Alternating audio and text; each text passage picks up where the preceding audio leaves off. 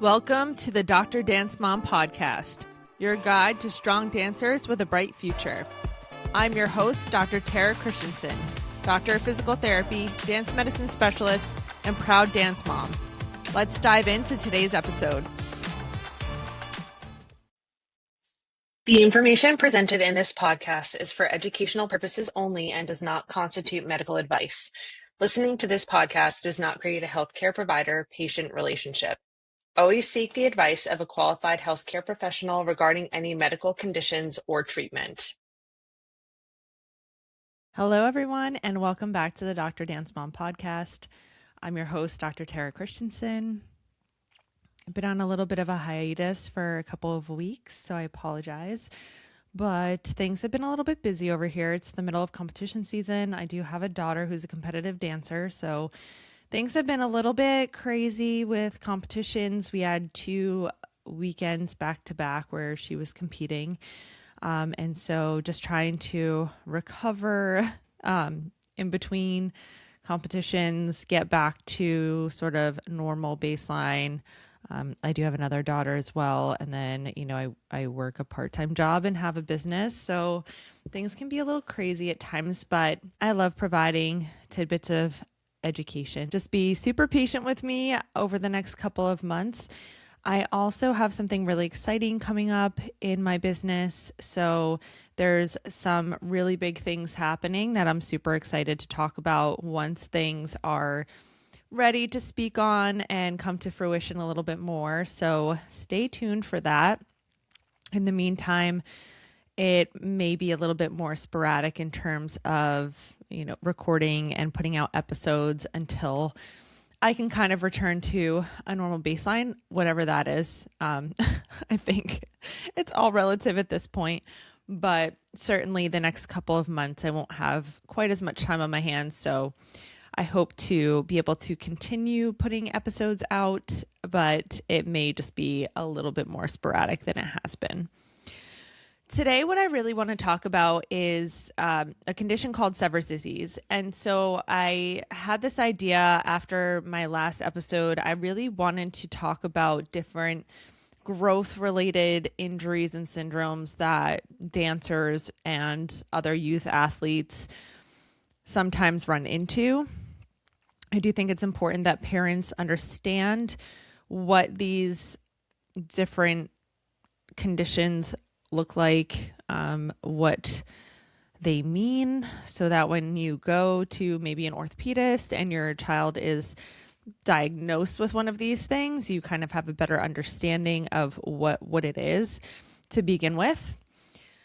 And you may also have a better understanding of what their recovery time might look like as well, just by being armed with some information. I'm just one of those people that really believes that knowledge is power.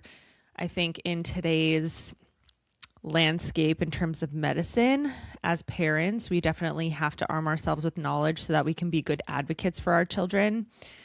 And so that's what I hope to accomplish with these next few episodes. I have already released some newsletters on these topics in my business newsletter. So if you follow along there, this will be a lot of repetition because it's pretty much the same information, but in just a different media format. So let's talk a bit about Sever's disease. Sever's disease is the common name for a condition called calcaneal apophysitis. Those are some big words. It is basically an irritation of the growth plate in the heel, and it is the most common cause of heel pain in children and young people, and accounts for 5.8 to 22.7 of repetitive stress injuries in children. I know those are very specific numbers, but that is what the research tells us. It is most common in girls between 7 and 12 years of age and boys between 8 and 15 years of age.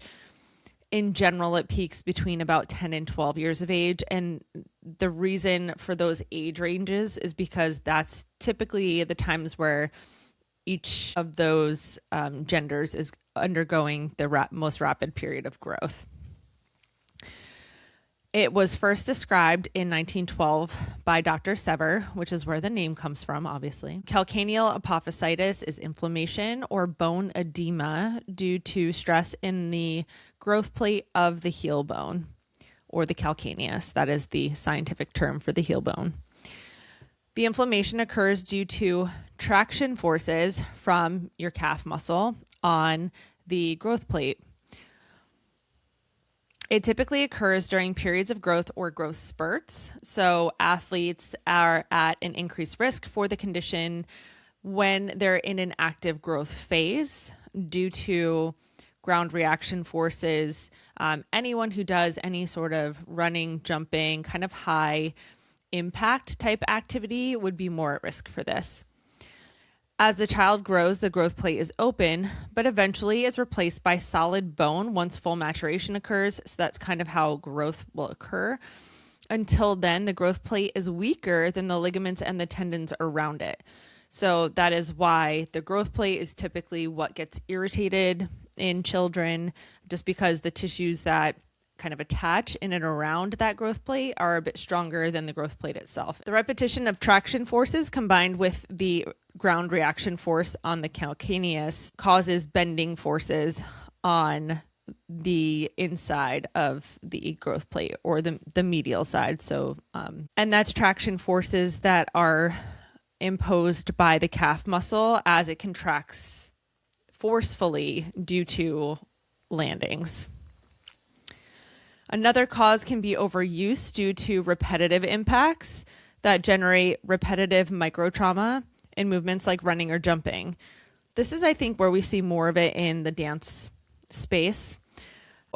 It can be worsened by inadequate footwear or footwear that doesn't have enough cushioning. And so we know for dancers, depending on what styles of dance they're doing, ballet shoes typically don't have much cushion, neither do jazz shoes. Styles like modern and contemporary and sometimes acro are done barefoot. So there's really no footwear and definitely no cushioning.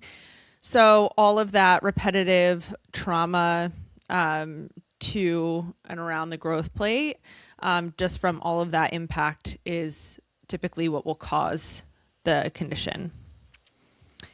Overtraining, sports played on hard surfaces. So again, if we think of the dance studio floor, especially things like acro movements, if there are acro movements in a routine that's being rehearsed in the regular dance studio floor, not on mats. Obviously, it's being performed on a stage without mats, typically in competition. So a lot of those things can kind of provoke this condition at times.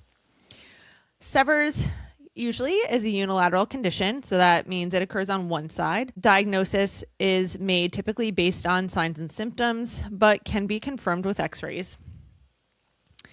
Symptoms to watch out for are pain and tenderness underneath the heel or in the back of the heel, but typically not in the Achilles tendon or in the plantar fascia, so the structures in the bottom of the foot. So it's really kind of on the edge of the heel or the back of the heel.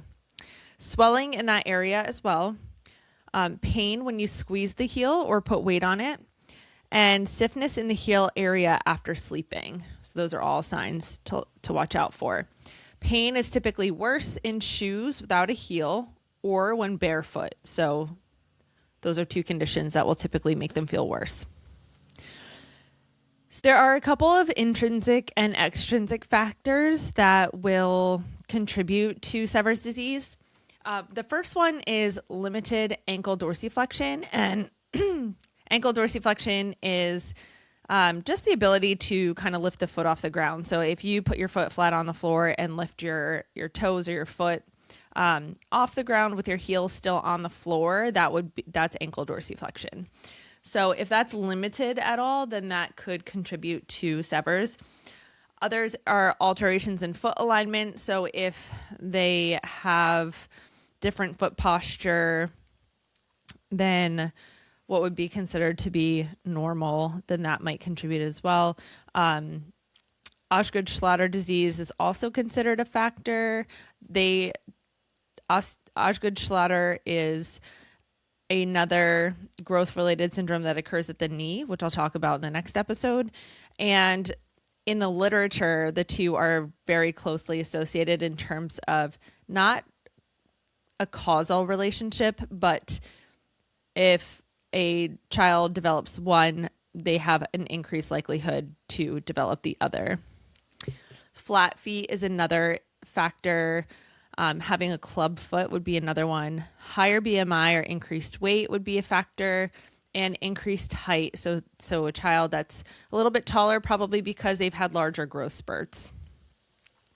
Treatments can include things like stretching and lengthening of the calf muscle complex, ice when the child is having symptoms, restriction or limitation of their activity level, and rest. Wearing shoes with a slightly elevated heel to accommodate the shortened calf muscle may also be helpful. In some cases, they may need to wear a boot to immobilize for a little bit just to allow that inflammation to settle, or take some NSAIDs. Taping is another option, use of heel cushions, orthopedic insoles, and physical therapy. One of the studies that I came across did not mention physical therapy at all. And a lot of the resources I found online also don't mention physical therapy as a treatment method, but cite rest, ice, and stretching as the recommended treatments. But what I found really interesting here is, based on my own experience in working with children with Severs, physical therapy is a super, super effective way to manage it. I have had a couple instances where I've run into dancers who had a diagnosis of Severs. I had one in particular who had pain for quite a while, I think over a year, and had actually done a round of physical therapy elsewhere, and immediately after was not any better. So they came to see me, and within 1 or 2 treatments, they were dancing pain-free for the first time in over a year. And I'm not saying that because I'm like the most special or amazing physical therapist on the planet. I'm just saying that to illustrate that, it does require a very specific treatment approach. Not everyone's going to respond that quickly, but there are therapists out there that can help to manage those symptoms so that you don't have as much lost time in the sport. I think it also helps that I work with dancers. I understand the demands that are placed on a dancer's body. I understand what they're doing in class. And so we were very quickly able to identify what the main issues were.